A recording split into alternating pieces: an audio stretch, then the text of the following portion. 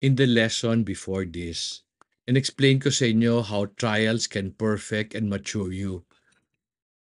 I also told you in that lesson that God did not send trials to make your life difficult, but to teach you how to respond to the difficulties and challenges that come our way.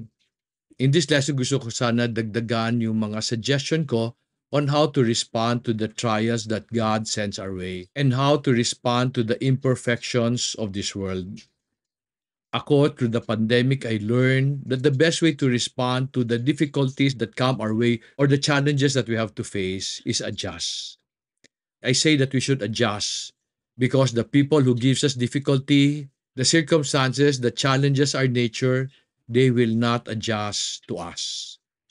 And this is one of the most important thing I learned during the COVID pandemic in 2020. In that pandemic, I learned that the only proper response to the imperfect people and events around us is to adjust to them properly. Alam mo, during the pandemic, many got depressed because they were waiting for things to return to normal. Kaya sila na-depressed because as they waited, things did not go back to normal. This is the new normal. You will notice that life never stays put. Things will always change. One of the major driver of change is the economy. The technologies that you believe will define the future are just tools. Tools to make our life better. During the pandemic, sumikat ang blockchain and Bitcoin. And sabi nila it will change the future of money. Ako, I believe blockchain and Bitcoin are just tools to improve how we transact business. Kaso lang ngayon, people take advantage of it as an investment tool to make people rich. In the process, marami ang nasaktan, marami ang nalugi because they were not able to respond properly to this opportunity. And then sabi nila, AI will change the future. Ako, I beg to disagree. AI will make things easier for many people. However, the fundamentals of business and the principles that will make us happy in life, they will stay the same. I believe AI will replace many jobs, call center agents, customer service. However, I want you to know that happy ako that AI will replace them because I really believe this job does not develop the abilities of the Filipino. Pag wala na yung mga trabaho na yan, many Filipinos will have to go back to farming to do real work. Pero alam mo, I am learning that there is one thing that will never change. And in-explain ito sa Jeremiah chapter 6 verse 16. Let me just read that verse for you. It says, "Thus says the Lord, stand by the way and see and ask for the ancient path, where the good way is and walk in it, and you will find rest for your soul." But they said, "We will not walk in it." The Bible is offering us to look for this ancient path if we want to find rest for our souls. And this verse is telling us that the reason why many people are not at peace is because they refuse or they reject this ancient path. The ancient path does not mean an old path. The Hebrew word used for ancient means eternal and everlasting. Ibig sabihin ng eternal and everlasting, it was true in the past, it is relevant today, and it will remain true tomorrow. Recently may nagsabi sa akin na old school daw ako. Dapat daw I should improve my research so that I can teach better things. Sabi ko naman, I teach from experience and from my success. Alam mo, naniniwala ko walang silbi ang research. Pag wala namang proof of concept, di ba? Today, maraming mga so-called business expert who teaches from the books they read and the things they observe na hindi man lang nila dinaanan yung problema na yon. In fact, many years ago, there was this boy who approached me and sabi niya sa akin that he wants to learn from me as a speaker. That boy decided to leave his job kasi meron siya mga idol na financial experts, mga public speakers, and those who would invest in stock. So pinasok niya lahat ito. And kasi meron time nun na nauso yan. And he was offering to manage my portfolio sa stocks. And I told him hindi ako masyado nag invest sa stocks. Masyadong maliit yung portfolio ko. And so when I heard what he was doing, tinanong ko siya, kamusta? Are you earning in your public speaking profession? Marami ka na bang natuturuan sa financial management? Kamusta ang stocks mo? And he was honest to say na nagsistruggle siya. Kasi 24-year-old pa eh. Tas sabi ko sa kanya, pag nagtuturo ka, ano kinikwento mo? Sabi niya yung mga nababasa niya. Ako, I felt bad for the boy. Kasi sabi ko sa kanya, wala ka pang kwento, wala kang experience. And most of the time, people listen to stories. Stories of success. Before we parted ways, tinanong niya ako, Sir Don, what should I do? Sabi ko sa kanya, go back and work muna. Build experience so that you will understand what works and what do not work. Friends, I am a traditionalist. I believe that the old ways of doing business and living life are still valid. Totoo, I am old school because I believe that the riches we enjoy today are riches produced by the generations before us. Sila Henry C., si John Gokong Wei, the great entrepreneurs in the past. The entrepreneurs today did not build up our wealth. They're enjoying the wealth that was produced by the previous generation. So kaya ginawa ko, I studied their ways, hoping that I can continue what they have started. To survive in this imperfect world, we need to adjust because people and opportunities will never adjust to us. When you wait for people to adjust to you will just become frustrated. And when you become frustrated, baka ma-depress ka. Do you know that the great men in the past were good at adjusting? Abraham adjusted to his conflict with Lot. Nung nag-awa yung mga herdsman nilang dalawa, he asked Lot to choose the land that he wanted. While Abraham said tatanggapin niya kung ano yung naiwan. Being a shrewd person or siguro magaling na negosyante, Lot chose the land with a lot of water. Maganda yung lupa. Andoon ang Sodom and Gomorrah na cities. Ang naiwan kay Abraham, sabi ng Bible, is barren land. Yet years after, Abraham became the richest man in the place, but Lot became an ordinary citizen in Sodom. Joseph adjusted to his situation.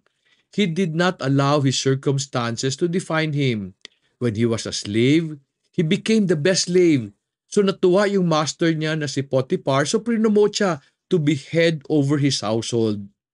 Kaso lang, nagkaroon ng problema with the wife of Potiphar and naniwala si Potiphar sa misis niya, nakulong si Joseph.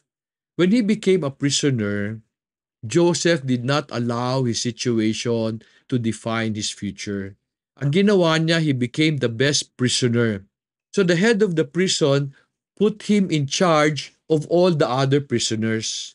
Because of this attitude, Joseph became the best person to save Egypt from 7 years of famine because he knew how to manage slaves and prisoners. This is true for the other great men in the Bible. Sila Jacob, sila David, sila Daniel. They adjusted to the circumstances they were in. They adjusted to the opportunities that came their way because those opportunities will never adjust to them.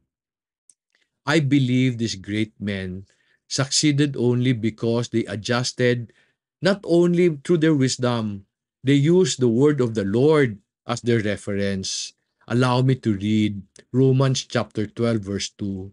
It says, "And do not be conformed to this world, but be transformed by the renewing of your mind, so that you may prove what the will of the Lord is, that which is good and acceptable and perfect." But how do we train ourselves to respond according to the ways of the Lord? Ako, I have learned that you do not train yourselves because God will do that for you. Paano? Allow me to read Psalm chapter 119 verse 71. It says, "It is good for me that I was afflicted, that I may learn your statutes." Do you understand what the psalmist said? Natuwa siya that God afflicted him. Ikaw ba natutuwa ka that God would afflict you? That God will send you a lot of trials and challenges? Ako, as I walk with God, I am learning that the things that made man evil is also his most powerful weapon. It is man's free will that made him wicked, but it is also the same free will that will make him perfect and complete when he uses this gift from the Lord to choose his actions properly. Let me explain what I mean by using Deuteronomy chapter 30 verses 19 and 20. Sabi sa verse 19, I call heaven and earth to witness against you today that I have set before you life and death, the blessing and the curse. So choose life in order that you may live, you and your descendants, by loving the Lord your God, by obeying his voice, by holding fast to him. For this is your life and the length of your days, that you may live in the land which the Lord swore to your fathers, to Abraham, Isaac, and Jacob, to give to them. The greatest men in the past would take the imperfect situations they were in and make the necessary adjustment. They do not look for someone to blame or excuses to make. Instead, they look for ways to do things better and improve the imperfection of their situation. I believe the key to being able to adjust well is to go back to how we were created. After God planted a garden for Adam and Eve, meron siyang binigay na instruction sa kanila sa Genesis chapter 2 verse 15. Basahin natin yan. It says, Then the Lord God took man and put him into the garden of Eden to cultivate it and to keep it. Foolish people wait for their circumstances to become perfect before they act. The wise, on the other hand, will take whatever they have and make it perfect by cultivating and keeping it. To cultivate means to improve your garden through labor. However, you will never be able to improve your garden if you do not stay put. Oftentimes, when people find themselves in very challenging situation, ano gagawin nila? Alis sila, maghahanap sila ng mas maganda. Pag na-visit sila sa boss nila kasi napagalitan sila, imbis na baguhin nila yung nagawa nilang mali, naghahanap sila ng ibang boss. Ang tanong ko lang, will you ever find a boss who will adjust to you? I don't think so. If you want to improve your life, adjust to them because life will never adjust to you. To enjoy life on earth to the full, we need to develop a farmer's mindset. Ang mindset ng magaling na farmer is that he will make his garden better than how he found it. And he will do this every day. He is wise and never foolish. Sana ikaw din. Sana nakatulong itong lesson na to teach you how to improve to the challenges and trials that come your way. Sana makatulong din ito sa response mo sa mga taong kinakainisan mo. Oftentimes, the reason why we get into depression is because we want the world and we want the people hurting us to adjust to us. They will not. In order to control your future, adjust because opportunities will not adjust to you. Kung natulungan ka nito, tulungan mo rin yung mga kilala mo who need to learn from this lesson. Share this with them. Better yet, share the whole program of overcoming depression in the workplace. Together, let us work in building a nation that will be good for our children and their children's children. Maraming salamat for continually watching this series. May God bless you.